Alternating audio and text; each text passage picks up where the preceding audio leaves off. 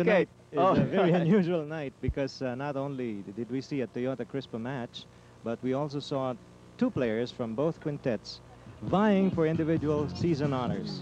Yes, and not only that, outside of the first that's been scored tonight, Dick, this is a first as far as television interviews are concerned. Having two protagonists in the court on an interview, especially after a much heated ball game. Well, you can't really Nagkainitan call it kayo ng heated. gusto, no? What do you mean by heated? In a shooting? I think smiling. It's a shooting, and you're smiling, and they're both smiling after the game. Of course, we were making some speculations that although it would be ideal to see something like this kind of a game where you're fighting hard yet you're lighthearted about the game in a championship match. I don't particularly feel that this is going to happen. Palagay ko ito, Anymore in the calm before the championship. storm to, di ba? Come before the storm. Atoy, napagod ka ba? Hindi na bagod kaya lang I was I think in the first few minutes of the fourth quarter I have a cramps. I had the Yeah, cramps napansin nga namin when yan. I tried to block one of the Abe King's shots, you know. Yeah. One of Abe King's shot. Yeah. Kaya lang siya unstoppable siya tonight eh. Abe, what can you say to that? Hindi, nagpapapalit na siya kanina, di ba? Ano, I just give my best, no. We play hard. We try so much to beat Crispa, you know.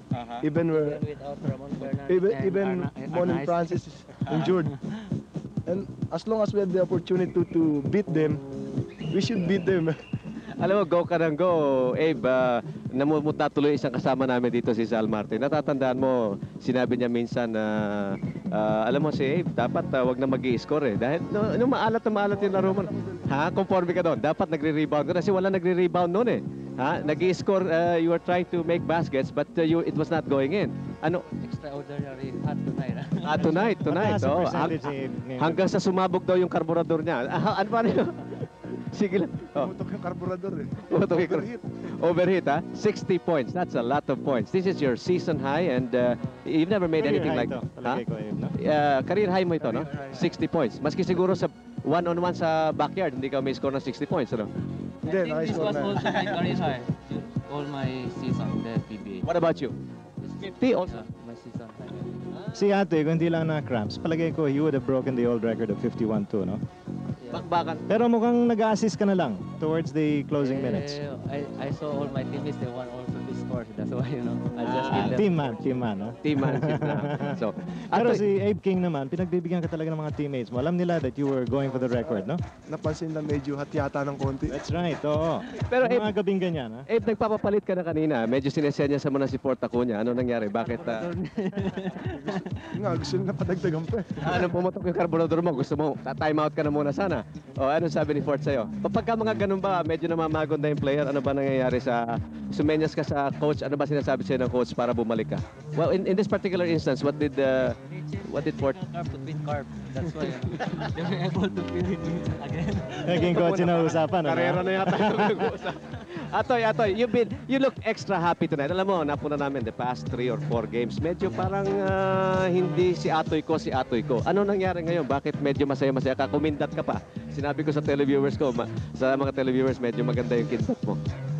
Kasi during the previous game, I really, tell you frankly, I was very cautious in all my games, even all my attempts, all my movements, I was very cautious. Why is that? Maybe because I don't like to be hypocrite because of the MVP also.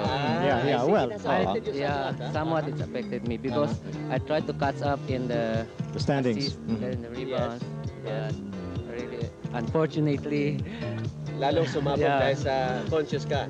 I was too conscious. What about tonight? What's the difference tonight? Yeah, last night because we had a meeting, all the team with all the managers, coaches, and all the players, no? And then they give me the support, the moral support to keep it up, you know. That's why, So mukhang solid ang Crispa behind you. I was a little bit happy tonight. Dick, can I follow up on what Atoy just said? Because Yes, sir. this has to be said about shooting skills, you see. Tonight's conditions were slightly different from the conditions maybe that we will see come next week Tuesday. when the finals start. No doubt. You see, in a game where pressure and tension really prevails, the first skills that usually deteriorates is shooting skill. And that is why I like to toss the point to Abe King. Here is where if pressure can sort of threaten consistency on shooting, it is always nice to fall back on something where you are consistent at, and that is rebounding. That's why at this time this game I try to, you know, fall back on my shooting, because everybody knows that my skill is in shooting, not like That's Abe, true. you That's know. true. Yes. His skill is in rebounding and follow-up shots. As I began, you know, Atoy, a while ago, Before entering the final, you know, I Yeah. try to catch up with my shooting. we were saying that you seemed very relaxed a while ago. It looked like you had the green light to really go for the basket. Huh? In the first quarter alone, I think out of the 25 tries of Crispa, you had 16. Binigay sa'yo 16 na beses yung bola para mag-attempt. Out of the 16, you made 11, I think, or 10. For 22 points, which 22 is a points in the record. first quarter. Also Record a din yun. record. Oh yeah, I didn't notice about that, but I'm just aware of what I'm doing every. Well, most definitely, this will improve your performance on the Don MVP Awards as far as statistical points are concerned.